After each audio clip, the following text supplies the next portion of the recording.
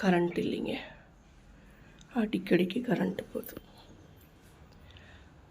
அப்படி இந்த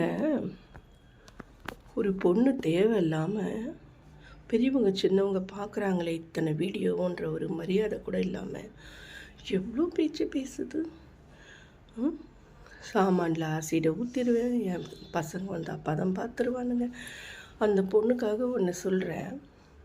ஆல்ரெடி இந்த பக்கம் ஆதவும் அணில் குஞ்சுங்களும் எந்தெந்த விதத்தில் பழி திமுக மேலே போட்டால் நம்ம நிலையாக இருக்கலான்ட்டு ஐடியா பண்ணிகிட்ருக்காங்க. இந்த புறம்போக்கு பொறுக்கி பொண்ணு இவ்வளோ பேச்சு பேசுது. நாளைக்கு அணில் குஞ்சு பசங்க இதை தூக்கிட்டு போய் சீரழித்து நாராக கிழிச்சி நந்தாரியாக தூக்கி போட்டுட்டு திமுக மேலே பழி போடணும், இப்படிலாம் திமுக ஆளுங்களை பேசுனாங்கன்றதுக்காகன்னு பழி போட மாட்டாங்கன்னு என்ன நிச்சயம்? அது நடக்கத்தான் போகுதுன்னு நினைக்கிறேன். ஏன்னா அவ்வளோ பேச்சு பேசுது. அது அவங்க அந்த தாவேக்க ஆளுங்களுக்கு சாதகமான விஷயம்.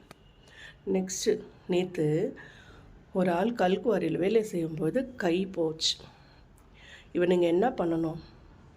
எவ்வளோ முட்டாள்தனமான தற்குறிங்க, எவ்வளோ ஒரு கேவலமானவனுங்கன்னு பாருங்கள். அந்த கையை துணிப்பையில் போட்டுட்டு போயிருக்கானுங்க.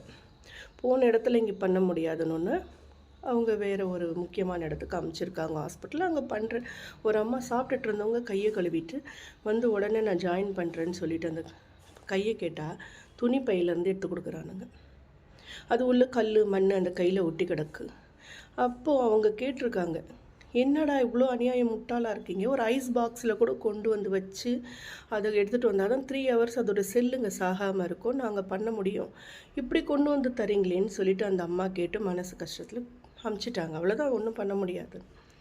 இதை தாவைக்கால இருக்க தற்குறி நாய் ஒரு பொம்பளை டாக்டர் வேஷம் போட்டுட்டு போய் ஆளுங்களை கூட்டிகிட்டு போயிட்டு அங்கே நாங்கள் ஆராய்ச்சி பண்ண வந்தோம், எப்படி வேலை செய்கிறாங்க பார்க்க வந்தோம் அப்படின்னு சொல்லிட்டு இந்த மாதிரி விஷயம் இப்படி ஆச்சு. கவரில் தான் ஒரு பையில் போட்டுட்டு வரதுக்கு காய்கறியாக ஒரு ஐஸ் பாக்ஸ் வாங்க கூட காசு இல்லையா அவனுங்களுக்கு?